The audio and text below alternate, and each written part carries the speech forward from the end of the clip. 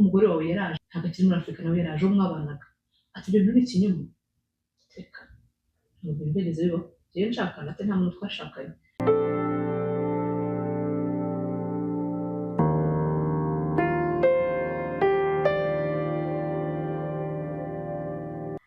Hello family and friends, mumeze mute? Tubahaye ikaze kuri Muza Real Talk, reka twizere ko mumeze neza, twebwe turi bazima cyane, turashimira Imana.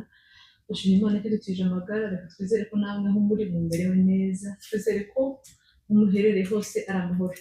Nyuma rero, uri mushyashya kuri channel yacu, tuguhaye ikaze kandi musanzwe dukurikirana nawe urisangana none. Hanyuma niba rwa mbere dusuye, ntabwo inkuru namwe mudukurikira inkuru zanyu tukazi kuko mwaziduhaye, ntabwo tuvuga amazina, ntidushinga amasura, ntabwo dutanga ibintu byose bigaragaza umuntu cyangwa ngo tube twakweexposa.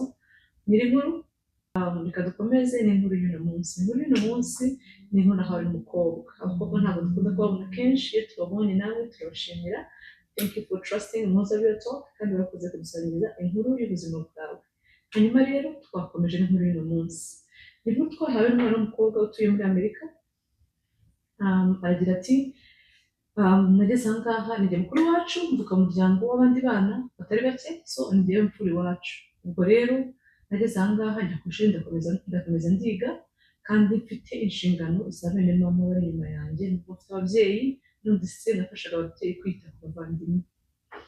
Ati akamuhungu muri quartier usa nkaho atitwara neza, akunda kunywa inzoga, utitwara neza nyine ubona ko asa nkaho atari ku murongo mwiza, atari ku muhungu nta kibazo yari afite mu by'ukuri, gusa nuko nyine abonaga atari kuri ubuzima bwe nyine abantu bavuga ati uyu nguyu aba ari muri izi ubona nyine nkaho abantu batamushyira muri mu bantu babaye successful. Ati akajya akomeza akatuganiriza, akomeza akamvugisha, ati agera amansaba yuko twakundana. Ariko ubwo njye namufashaga mu buzima nkamwerekera ndahise ntukakora iki tubigenza gutya ntukabigenza utya, nkamugira inama doge gasa nk'umuntu uri mu coaching, nubwo nanjye wenda ntarifite byinshi ndi mubwire, ariko basi nkamucoachinga muri bikenzi.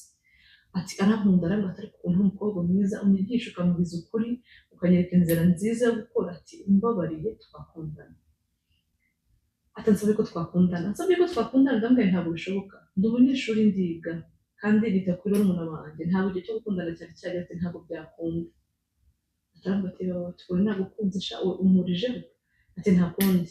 Ariko arakomeza insistinga pole nyine aza buhoro buhoro. At the end naje kumva mwiyumvishemo ndangije mwemerera urukundo. Atari impamvu namwemerera urukundo icyo gihe amaze guhinduka, ubona umuntu uri ku murongo, ubona basigaye mutangaho urugero, ko nyine ari umuntu uri mu murongo mwiza kandi numva ndi proud yuko nabigizemo uruhare.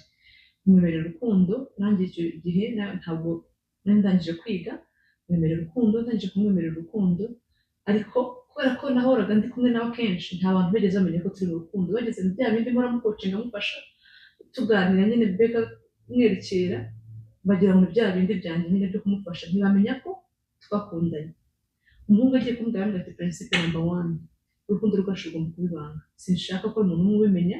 Ati kubera ko narakomeretse muri kino gihugu, ati muri kino gihugu narahageze ndakomereka, ati ntabwo nigeze mererwa neza, ati byangendekeye nabi, ati muri iki gihugu nagikomerekeyemo, ati ntabwo byangendekeye neza, kubera ko atari umuntu twakundanye bigera kure, urukundo rumenyekana atarangije arambenga. Ati rero kubera icyo kintu ese numva nziniswe mu by'urukundo, ndetse numva ntashaka ko n'urugendo ugiyemo mbega ni narujyamo ntihagire uzamenye ko ndurimo, bizabibanga kubera ko nakomeretse.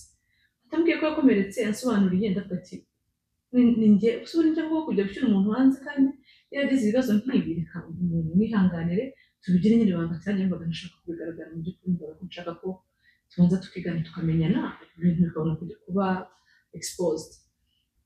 Nuko rero turiko urukundo byarakomeje, ibintu bikomeza biba byiza, tukomeza tubaganira, urukundo rura rwiza. Ariko noneho sister wanjye tuvukana yarazi ko nkundana nawe.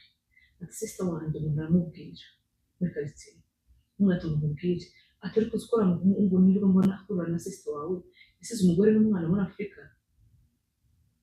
Sister ati ntibishoboka, ibintu si uza n'ibyo. Ati sister baraje arambwira ati ibintu numvise, ati uziko nshaka ko bafite umugore n'umwana muri Afurika.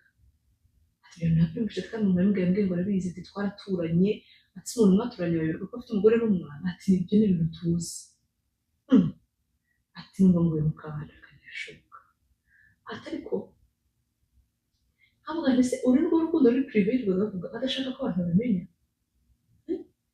Ndavuga ati si uko binashoboka, ibyo bintu sinabibwiwe n'umukobwa umwe, ntugende ubwirwa n'abandi bantu batandukanye, bakambwira ati uriya mutipe afite umugore n'umwana muri Afurika, bati uyu mutipe afite umugore n'umwana muri Afurika, ntabwo ari single, afite umugore n'umwana, ibyo bintu rero nabyumva nkumva ntabwo bishoboka.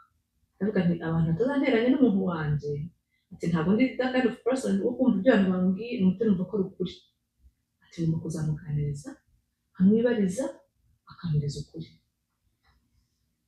Cyakabaye ndamwicaje namwe nose inshuti yanjye, ndashaka kumbwira ibintu ndi kumva, sinshaka kuzabyumva n'abandi, sinshaka ko bizaba n'amagambo ngo bavuze ngo runaka yambwiye, nshaka ko mbyumva na wowe bivuye mu kanwa kawe. Ese waba warigeze ushakaho?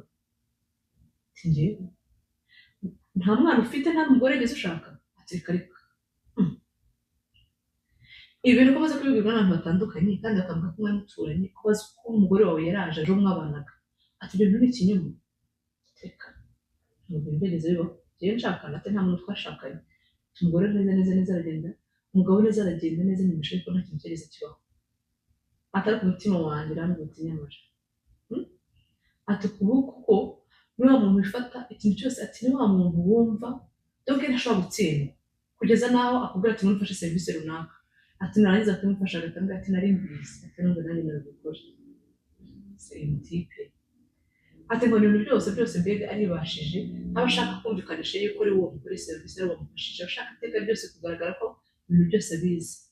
Ibintu by'urukundo rero twari dufite n'ubukwe mu mezi ari imbere aza turi kubitegura, tumaze kugera kure ibintu bifatika. Ariko umugabo uko mubajije iteka uko mubajije ntise umwana umugore gahunda bite, arangateka ibyo bintu ntabashaka no kubyumva, mbega nyine ni ibintu bitegeze binabaho, ibyo ntabwo bishoboka, arabinaga.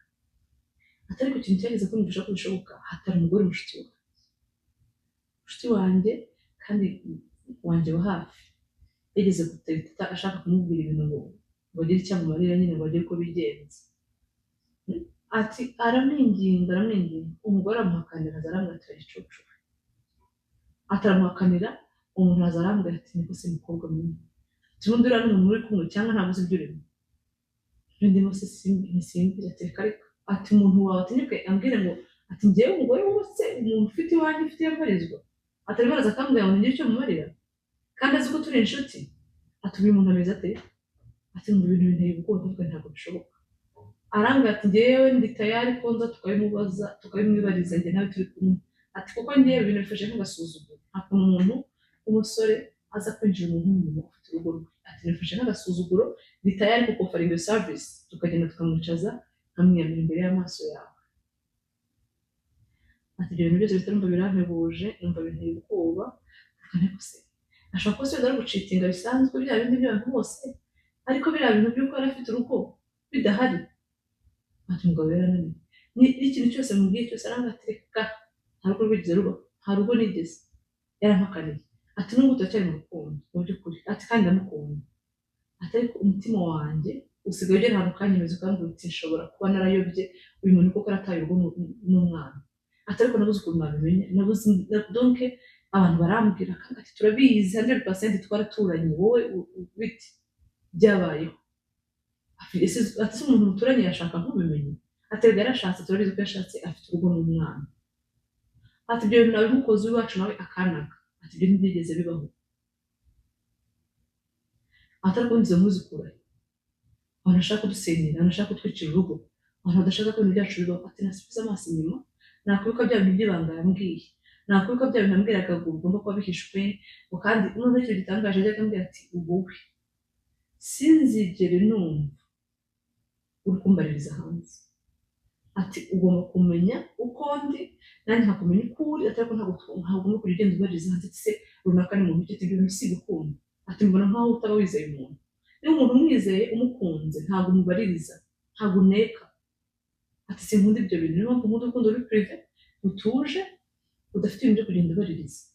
Rero byose iyo mbikuruye mpita numva ko ashobora kuba narayobye, wenda impamvu adashaka ko bamubaririza nuko azi ko yasize umugore n'umwana, nuko azi ko yashatseho, atari ko ntanatubura ngo mbwize ukuri wenda mumenye niba yaranashatse, mvuge niba yarashatse wenda akaba batari barasezeranye ni kimwe, niba bari barasezeranye atari ko ntabwo njye najya kwiyahura, atari ko rero ndatekereza nkavuga ese naba ndi wrong bitarabayeho, ati byaba byarabayeho se akaba abimpisha, ati ni ukuri umutwe wanjye umwe nabuze igisubizo, ndabyibaza nkabibura formule, ndabyibaza nkabibura igisubizo, nkibaza se mungire inama.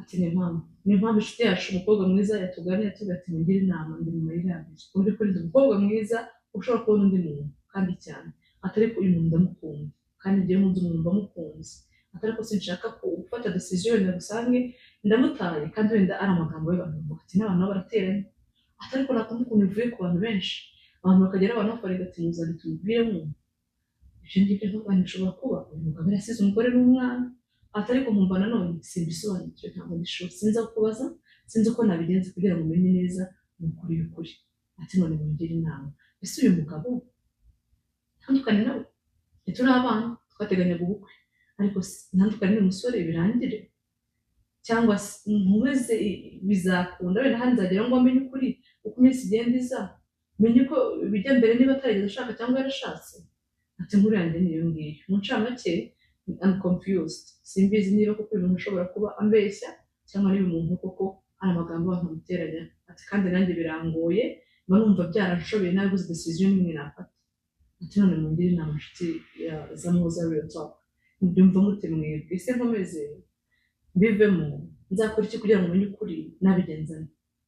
Ngayo rero inkuru uno munsi niyo ngiyo, inkuru ngufi cyane iri clear, irasa ku ntego neza cyane ku buryo bwihuse, mufashe mfate umwanzuro mwiza muri benshi, imitwe yanyu iraruta umutwe wanjye, ushobora kungira inama, hari abo ushobora kuba byarabaye ati bisa n'ikintu rwose kiri kuko wodeje cyarabaye ku wundi muntu, cyangwa ugasanga ino nkuru hanze yanjye hari undi muntu ushobora kugira icyo ufasha wenda nawe uri guca mu bintu bisa nk'ibi, ati rero mungire inama kuko mwumva nabigenza, mbese nkomezanye n'umuhungu stope muse mpanze nkore research, ati ko umuntu ari mugari kumenya bigoye nkora iki, ubwo rero muraza kutubwira uko mubyumva, bose bari kumwe ariko umukobwa ari kumva nyine ibintu bisa nkaho bidasobanutse ku mpamvu z'uko